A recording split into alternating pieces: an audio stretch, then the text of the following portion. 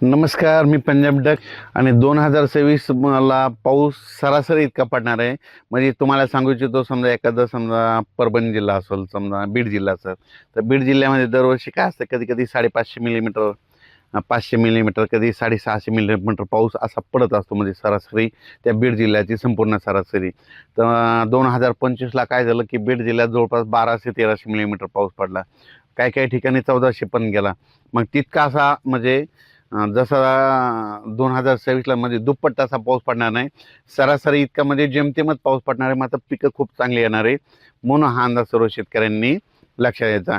जितका पाऊस कमी राहतो ना, त्यावर्षी पिकं चांगली येतात. कापूस चांगला येतो, सोयाबीन चांगलं येतं, तूर चांगली येतं, पांढऱ्या तुरीला चांगला उतार येतो. म्हणून हे सर्व शेतकऱ्यांनी लक्षात घ्यायचं. आणि जितका जास्त पाऊस तितका नुकसान शेतकऱ्याचं होतं. आणि 2026 जर सांगायचं झालं तर काय होणार, थोडा पाऊस कमी राहील, पण काय होणार आहे, सप्टेंबर ऑक्टोबरच्या दरम्यान जे परतीचा पाऊस येईल त्याच्यामध्ये काही काही भागाची सरासरी ओलांडून टाकेल. म्हणजे काही काही मग परतीचा पाऊस काही काही भागामध्ये ती देखील चांगला पडणार आहे. म्हणून हे देखील सर्व शेतकऱ्यांनी लक्षात घ्यायचं.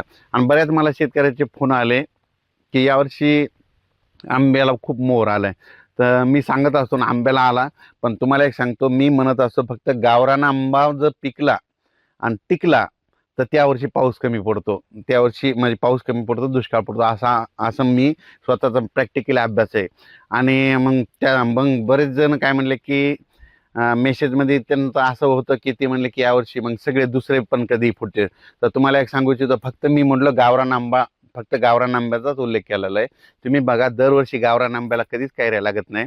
2 वर्ष येतात तर 1 वर्ष लागत नाहीत, म्हणून हे लक्षात घ्यायचं. म्हणून यावर्षी बघा, तुम्ही गावरान आंब्याचं निरीक्षण करा. तुम्ही ते दुसरे जे सरकारी आंबे आहेत त्याचं हे करू नका.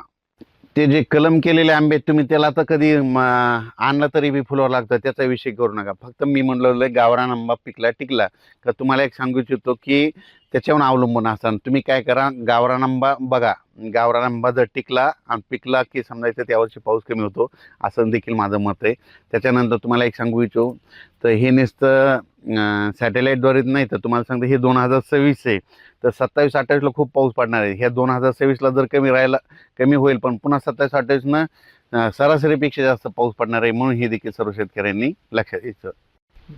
तसेच एका शेतकऱ्याचा मला एक मेसेज आला होता की ती म्हणला की थंडी जर जास्त असली की त्या वर्षीच गावरान आंबे फुटले.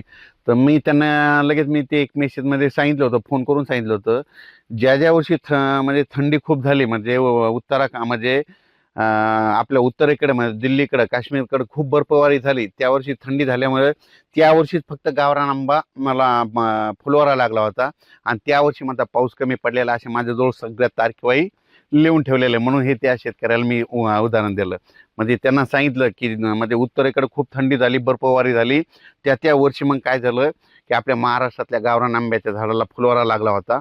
आणि त्या फुलवारा लागल्यामुळं त्या वर्षी नेमका पाऊस कमी झालेला अशा माझ्यामध्ये नोंदी येतात, मध्ये लिहून ठेवलेलं आहे. म्हणून हे तुम्हाला एक सांगू इच्छितो. तर 2026ला जेमतेम पाऊस राहणार आहे, म्हणून हा अंदाज लक्षात घ्यायचा. कमी पावसावर येणारी पिकं करा, म्हणजे त्याच्यामध्ये कापूस करा, तूर करू शकता, सोयाबीन करू शकता. लवकर येणाऱ्या जाती करा, लवकर येणाऱ्या जाती सक्सेस राहिलेल्या आहेत. म्हणून हे देखील सर्व शेतकऱ्यांनी लक्षात घ्यायचं. म्हणजे माझं म्हणणं आहे, निसर्गावर शेती केली पाहिजे. निसर्ग म्हणतो पाऊस जास्त आहे तर पावसावर येणारी पिकं करायची. निसर्ग म्हणतोय थंडी जास्त, थंडी येणारी पिकं करायची. निसर्ग म्हणतोय ऊन जास्त आहे, आभाळ जास्त आहे, तर मग वेलीवर्गीय पिकं करायची. हे सांगू इच्छितो.